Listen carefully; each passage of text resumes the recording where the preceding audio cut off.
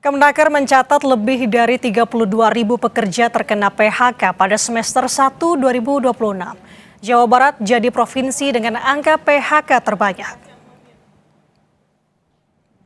Publikasi terbaru dari Kementerian Ketenagakerjaan mencatat pada semester 1 tahun 2026 sebanyak 32.389 pekerja terkena pemutusan hubungan kerja. 20,77% atau lebih dari 6.727 diantaranya adalah berasal dari Jawa Barat. Sementara DKI Jakarta menempati posisi keempat dengan angka PHK tertinggi sebanyak 2.436 pekerja. Sebagai catatan saudara, tenaga kerja yang mengundurkan diri atau pensiun dan meninggal dunia tidak termasuk dalam perhitungan ini.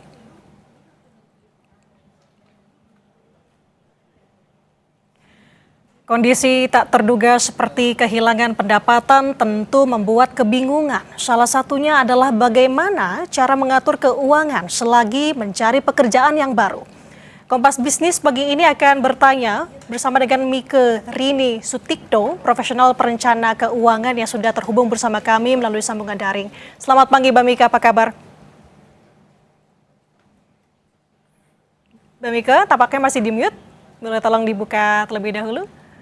Pagi, Nanda. Baik, Mbak Mika. Mbak Mika, kita langsung saja ke pertanyaannya. Di tengah kondisi tadi kita sudah menyinggung ya bahwa ekonomi harga bahan pokok naik, ditambah juga saat ini dengan angka PHK mencapai 32.000.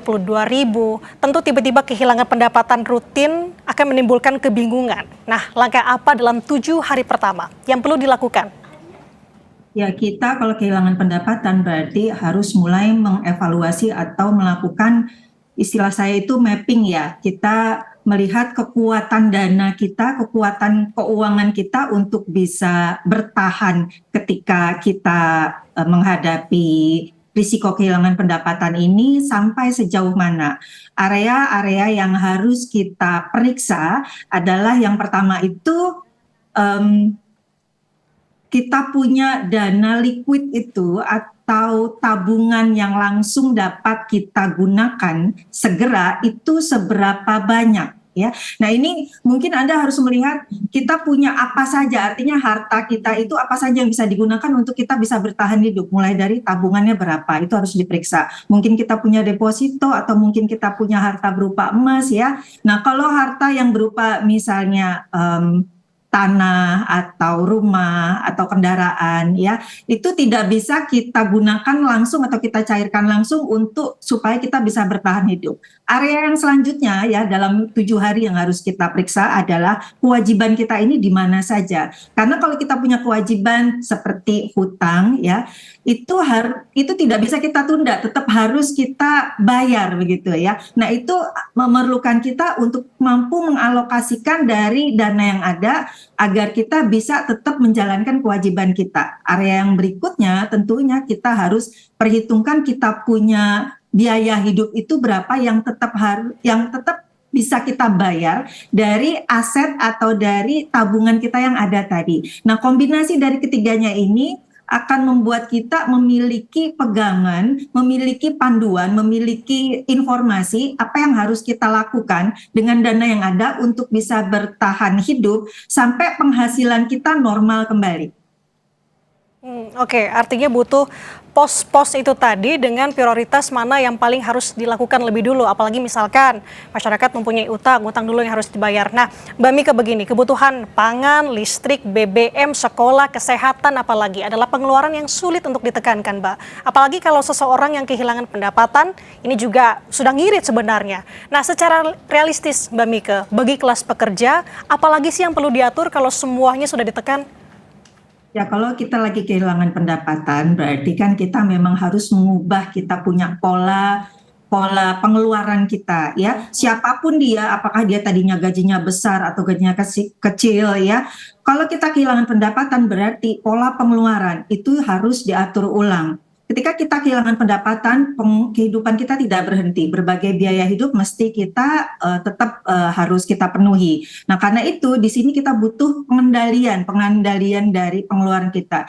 Yang pertama itu tujuannya adalah agar kita tetap bisa memanfaatkan dana yang ada ini untuk berbagai kebutuhan kita. Nah, karena itu kita harus tadi sudah mengetahui kita punya aset berapa dulu ya, kita punya tabungan berapa untuk bisa bertahan hidup. Lalu kita atur ulang, kita hitung lagi kita punya kebutuhan atau pengeluaran sehari-hari kita bulanannya itu berapa. Dan tentunya dengan kita kehilangan pendapatan, pengeluaran kita tidak bisa lagi sebesar itu. Pengeluaran kita itu harus dikurangi. Dikurangi ini tentu kita harus melihat pengeluarannya apa saja sih kita tiap bulan. Kalau listrik, kemudian air, mungkin itu akan sangat sulit dikurangi. Artinya ada pengeluaran-pengeluaran prioritas yang akan sangat sulit dikurangi sehingga mungkin itu tidak bisa dikurangi. Tetapi ada, saya kira pengeluaran-pengeluaran lain yang tentunya bisa kita hemat. Contohnya jajannya, kemudian mungkin jalan-jalannya. Ya ada kita harus bisa membedakan antara pengeluaran yang prioritas dan yang tidak prioritas sehingga yang betul-betul kita danai, yang betul-betul kita bayar adalah yang prioritas saja.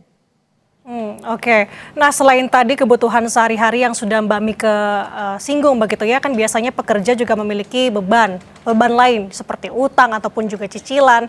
Nah, dalam kondisi yang tidak produktif Mbak Mike, bagaimana cara untuk merestrukturisasi KPR dan apa juga risikonya ke depan?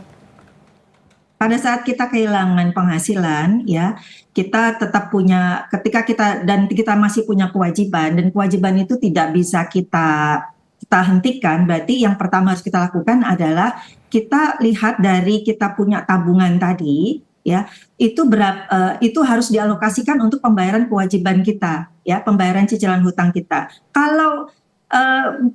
Kalau itu tidak cukup, berarti kita juga harus lakukan langkah yang kedua.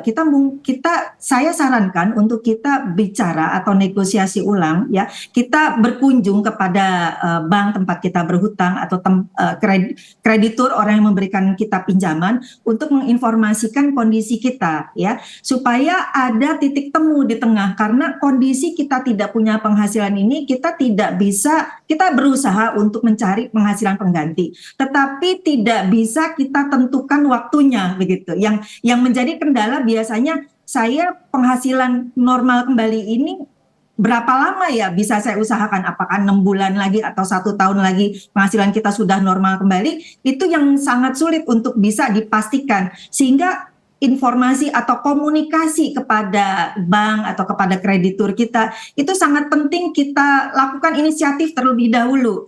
Komunikasi itu nanti akan memberikan kita gambaran bahwa kita sebagai debitur atau yang memiliki kewajiban tetap memiliki niat baik untuk membayar kewajiban kita, namun kita perlu bantuan atau perlu waktu untuk pengembaliannya. Oke, dapat dipahami. Nah, berarti kita akan beralih ke yang salah satu menjadi sorotan adalah kondisi PHK. Pastinya pekerja akan mendapatkan pesangon ya. Nah, bagaimana cara untuk mengolah pesangon itu agar bisa bertahan hidup ke depannya sampai mendapatkan pekerjaan lagi? Tapi tahan dulu jawabannya Mbak Mike, kita akan kembali usai jeda. Tetaplah bersama kami di Kompas Bisnis, Saudara.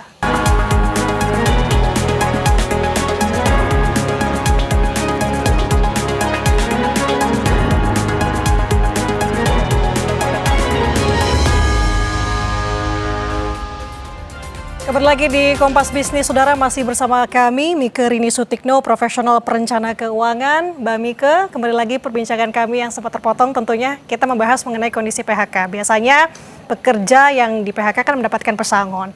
Lalu bagaimana dari sudut pandang Mbak Mike, cara menghitung masa bertahan hidup lewat pesangon ini sampai mendapatkan pekerjaan yang baru, Mbak Mike? Kita hitung terlebih dahulu kita punya pengeluaran rata-rata bulanan itu berapa ya. Jadi itu bisa kita teliti sebenarnya dari mungkin print out buku tabungan kita. Biasanya kan kalau berbagai pembelanjaan kita sekarang kita menggunakan, salah satunya menggunakan kris ya. Itu bisa dilacak dari situ ya. Nah, cara lain mengukurnya juga mungkin dari gaji kita biasanya bagaimana nih ketika kita terima penghasilan, apakah 100% kemudian habis untuk berbagai pengeluaran rumah tangga. Nah, berarti kita sudah punya informasi berupa total dari pengeluaran bulanan kita itu berapa. Nah, itu bisa menjadi acuan buat kita untuk menggunakan dana pesangon ini dengan maksimal. Nah, tentunya sekali lagi ketika kita mengalami PHK ya, kita berarti tidak bisa memiliki gaya hidup seperti sebelumnya. Kalau gaya hidup sebelumnya kita menghabiskan misalnya 100% dari gaji kita. Nah, ketika kita tidak punya gaji, kita tidak lagi punya kemampuan untuk bisa membayar pengeluaran sebesar 1 kali gaji kita itu tadi. Nah, sehingga kalau saya rekomendasi ya, Anda sedapat mungkin dapat memotong 50% dari pengeluaran bulanan Anda. Itu kalau bisa ya. Setidaknya itu adalah pengeluaran kita tentunya tidak boleh seperti yang sebelumnya. Nah, untuk bisa kita memaksimalkan dana pesangon kita, berarti kan kita harus memakai, istilah saya itu survival mode lah gitu. Jadi dana pensiun ini harus bisa bertahan kan selama mungkin, maksudnya seperti itu. Karena kita punya penghasilan pengganti itu belum bisa kita tentukan kapan gitu akan terjadinya, tetapi akan kita usahakan ya. Sehingga dengan memotong pengeluaran kita ya, paling ideal itu mungkin bisa setengahnya. Kalau tidak setengahnya mungkin 60%-nya atau 70%-nya. Dana pesangon yang mungkin bisa jadi 3 kali gaji atau 6 kali gaji atau berapapun itu ya, itu bisa kita gunakan sampai kita mendapatkan penghasilan kembali ya. Nah, ini tentunya harus pas gitu. Kalau kita punya begini, kalau kita targetkan dalam 6 bulan berarti kita harus punya penghasilan pengganti. Dana pesangon itu berarti harus mampu menghidupi kita selama 6 bulan. Menghidupi ini termasuk berbagai pengeluaran biaya hidup dan terutama kewajiban itu tadi. Oke, berarti dana darurat minimal 50% dari dana pesangon yang didapat begitu ya Mbak Mike? Ya, dana darurat. Bukan, maksud saya biaya pengeluaran kita harus kita potong. Karena kita kan tidak punya penghasilan lagi. Yang sekarang menjadi sumber kita adalah dana pesangon kita. Nah, dana pesangon ini harus selama mungkin bisa kita gunakan untuk bertahan hidup. Caranya adalah dengan kita menghemat pengeluaran kita. Sehingga dana pesangon ini kita bisa pakai lebih lama. Saran saya kalau bisa memang pengeluaran bulanan kita itu kita bisa potong sampai setengahnya sehingga dana pesangon itu bisa lebih lama kita gunakan. Oke, tapi kan ini berbeda mungkin dengan pengeluaran untuk di level pekerja yang sudah berkeluarga, Mbak Mike. Angka pesangon kan pasti terbatas. Nah, kapan waktu yang tepat untuk memulai mencarikan aset? Misalkan pekerja ini punya mobil atau juga emas yang dimiliki. Nah, di mana antara dua hal ini mana yang lebih dulu untuk dicairkan? Tunggu dulu, yang namanya kendaraan, mobil itu kan digunakan kita untuk produktif ya. Kalau kita jual langsung ya, kita harus memikirkan untuk kita aktivitas produktif kita yang tujuannya untuk mencari penghasilan itu bisa di cover dari mana gitu. Kalau kita terbiasa, apalagi karakteristik pekerjaan kita itu mobile gitu ya, kita harus ke sana kemari ya. Nah, itu jangan langsung buru-buru mencarikan aset terlebih dahulu. Lebih baik menurut saya begini. Pada saat kita kehilangan penghasilan berarti kan kita butuh bantuan dong. Kalau kita butuh bantuan berarti kita harus mencari ini. Selain tadi dana pesangon, adakah bantuan pemerintah yang bisa kita gunakan untuk mensupport kita pada saat kita dalam masa kehilangan pendapatan ini ya? Adakah bantuan langsung tunai, ini kan pekerja dari berbagai level ya, ataukah mungkin bantuan begini, kita bisa minta tolong dari keluarga kita terdekat gitu. Contoh misalnya saat ini kita belum memiliki rumah, kita kena PHK ya, kita tidak mampu untuk membayar cicilan, kita tidak mampu untuk membayar sewa rumah. Mungkin kita ketika kita tidak mampu membayar sewa rumah, kita bisa bantuan misalnya kembali ke rumah mertua misalnya, atau menumpang sementara, atau di rumah saudara, atau kita mungkin mencari kontrakan rumah yang lebih murah seperti itu. Jadi jangan buru-buru langsung mencairkan berbagai aset kita, apalagi kalau aset tersebut digunakan untuk membuat kita produktif mencari penghasilan pengganti. Betul. Oke, saya garis bawah itu. Jadi jangan terlalu terburu-buru ya di tengah kondisi yang dialami tadi. Nah, berarti kalau dari Mbak Mike, mungkin ada saran nggak bagi seseorang yang memang mendapatkan pesangon dan ingin menggunakan pesangon itu untuk membangun usaha kecil? Nah, bagaimana membagi risikonya? Itu bagus sekali. Jadi mindsetnya memang ketika kita kehilangan pendapatan, fokus kita adalah satu bertahan hidup dan kemudian mencari penghasilan pengganti itu harus segera cepat dilaksanakan ya. Nomor satu berarti kita harus melakukan penghematan, pengendalian pengeluaran maksud saya. Nah, pengendalian pengeluaran tadi kita sudah ceritakan ya. Pengendalian pengeluaran ini terutama agar penghasilan kita, dana pesangon kita itu tidak cepat habis, makanya saya sarankan potong langsung berbagai pengeluaran kita menjadi pengeluaran bulanan kita menjadi setengahnya ya, diusahakan sampai ke sana ya, sehingga dana pesangon itu bisa kita alokasikan buat apa supaya tidak habis biaya hidup. Kita gunakan untuk membantu kita mendapatkan penghasilan pengganti. Contoh kita membuka usaha sampingan, membuka usaha yang bisa kita dengan modal kecil yang kita bisa lakukan dari rumah dengan menggunakan apa yang ada. Kita target dalam 6 bulan kita berikhtiar 100% dengan menggunakan apa yang ada. Kita membuka usaha dari rumah sehingga target kita untuk mendapatkan penghasilan kembali tercapai dari modal dana pesangon tadi. Oke. Nah, kita melihat dari sudut pandang lain, Mbak Mika, semisal mungkin pekerja ini terkena PHK dan kemudian mendapatkan tawaran baru. Nah, kapan kita menentukan standar atau bagaimana caranya atau melihat batasan waktu? Kapan seseorang harus mulai menerima pekerjaan dengan gaji yang mungkin di bawah standar dari pekerjaan sebelumnya demi menjaga tadi cash flow tetap lancar? Namanya juga survival ya, bertahan hidup ya. Namanya juga bertahan hidup ya, sehingga saya kira begini, ada yang disebut mungkin batu loncatan lah gitu ya. Kita harus melakukan apa yang harus kita lakukan ya, karena pekerjaan saat ini juga tidak mudah gitu kita dapatkan gitu sesuai dengan yang kita mau ya. Nah, menurut saya mungkin kita jangan bergantung dari rencana A ya, rencana A saja gitu. Satu-satunya kita harus dapat gaji baru, kita harus dapat pekerjaan baru ya. Itu kita laksanakan, tetapi kita juga mesti punya rencana B, rencana C, maksud saya begitu ya. Jadi ikhtiar untuk mendapatkan pekerjaan kembali ya, itu dilakukan walaupun gajinya mungkin tidak sesuai dengan ekspektasi kita ya, tetapi yang penting kita mendapatkan penghasilan terlebih dahulu, mendapatkan sumber penghasilan kembali sambil kita rintis. Sebenarnya kita punya sumber penghasilan dari tempat lain. Contohnya tadi kita membuka usaha sendiri yang bisa kita lakukan dari rumah dengan modal seadanya yang kita kerjasama dengan pasangan kita ya. Nah, itu adalah setidaknya 2 rencana A dan B yang mesti kita lakukan, sehingga mudah-mudahan dengan kombinasi keduanya kita walaupun gaji dari pekerjaan utamanya itu mungkin belum sesuai dengan ekspektasi kita, itu tetap bisa membuat kita bertahan hidup. Sekali lagi ini pun juga harus dikombinasikan dengan kemampuan kita untuk melakukan penghematan biaya-biaya hidup kita. Oke. Mbak, kalau misalkan kita melihat kondisi di masyarakat di kondisi lain ya, mungkin ada pekerja yang memang terkena PHK tapi tidak mempunyai aset ataupun tabungan. Katakanlah salah satunya mungkin sandwich generation, banyak pekerja kelas menengah yang akhirnya pun mendesak mereka untuk menggunakan pinjol ataupun pay later hanya untuk bisa menutupi kebutuhan dapur harian. Ada alternatif solusi nggak, Mbak Mika, untuk seseorang yang mungkin terjerat pinjol di kondisi seperti ini?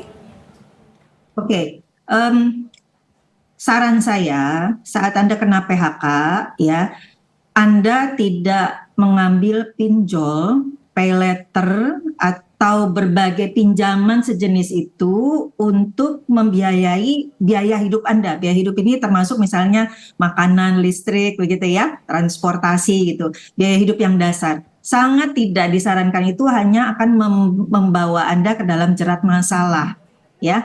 Nah, pada saat Anda kehilangan penghasilan itu Anda tidak punya kemampuan untuk mengambil pinjaman baru. Kalau pinjaman yang sebelumnya tentunya harus Anda selesaikan dari dana dari dana pesangon, maaf ya, dana pesangon yang Anda terima.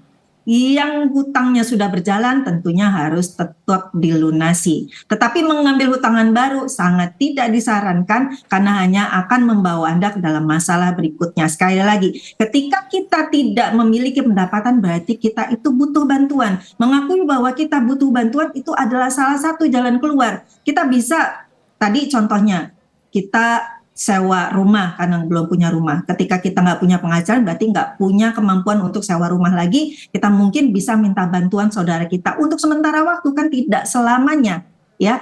Nah, untuk itu berarti kita harus atur strategi tadi. Kalau awalnya adalah dengan mengakui bahwa kita butuh bantuan terlebih dahulu. Butuh bantuan bisa jadi begini, kita list, kita daftar bantuan-bantuan apa saja yang bisa kita gunakan. Apakah bantuan pemerintah, apakah bantuan dari keluarga ya. Nah, itu pada saat kita masa survival, itulah yang harus kita lakukan. Tidak kemudian panik, latah, kemudian mengambil pinjaman yang mana akan membawa Anda ke dalam masalah berikutnya. Dan juga tidak panik, sekali lagi langsung buru-buru mencairkan aset, padahal kita masih mampu untuk mengurangi berbagai biaya-biaya hidup, sehingga sebenarnya yang perlu kita lakukan adalah kita menggunakan terlebih dahulu sumber-sumber yang kita miliki sendiri itu apa sebelum kita menggunakan fasilitas. Jangan langsung buru-buru kita menggunakan fasilitas pinjaman padahal kita sebenarnya tidak ada kemampuan untuk itu. Oke, artinya harus berpikir jernih terlebih dahulu ya, begitu Mbak Mika, kemudian melisting apa saja bantuan-bantuan yang mungkin bisa saja menjadi dana dari situ begitu. Nah, kita kembali ke hitungan Mbak, jika pesangon pekerja yang terkena PHK katakanlah hanya cukup untuk bertahan 2 sampai dengan 3 bulan. Apa tindakan konkret? Kita berbicara pekan demi pekannya yang harus mereka ambil sejak hari pertama di PHK. Kalau kita punya pesangon hanya 2-3 bulan, mulai nih suami, istri atau siapapun dia ya, itu harus begini. Kalau 2-3 bulan itu waktu yang sangat pendek ya. Waktu yang sangat pendek berarti kita harus lihat terlebih dahulu, kembali lagi. Selain dana pesangon, kita punya dana tabungan atau uang yang setingkat ya, atau yang jenisnya sama dengan uang tunai itu apa? Apakah kita punya tabungan, deposito, atau emas yang bisa membantu kita sementara waktu ya untuk bisa bertahan lebih dari 3 bulan? Karena umumnya mendapatkan penghasilan itu prosesnya mungkin bisa jadi 6 sampai 12 bulan ya. Itu. Kemudian kita lihat juga kewajiban kita ini udah apa aja. Kita punya cicilan hutang di mana aja. Itu kan nggak bisa berhenti. Itu harus dialokasikan dari dana pesangon kita yang tadi cuma bisa bertahan 2 sampai 3 bulan tadi, ya. Nah, karena itu berarti yang harus kita lakukan selanjutnya adalah melakukan penghematan, ya. Itu kan udah berjalan secara sistematik. Kita punya kekuatan dananya untuk bertahan selain dana pesangon itu apa saja, lalu dibantu dengan kita punya kemauan untuk mengendalikan pengeluaran kita.